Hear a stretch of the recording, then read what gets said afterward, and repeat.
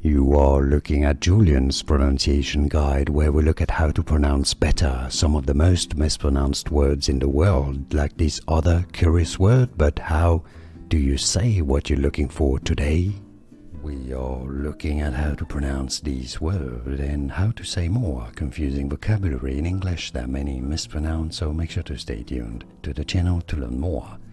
Two different ways of pronouncing it in English: either legumes with a stress on the first syllable, legumes, or legumes with a stress on the second syllable. Both pronunciations are correct, and that's because this is a name of French origin, and in French there's no particular emphasis on any particular syllable, hence the confusion in English. Legumes or legumes are both good pronunciations.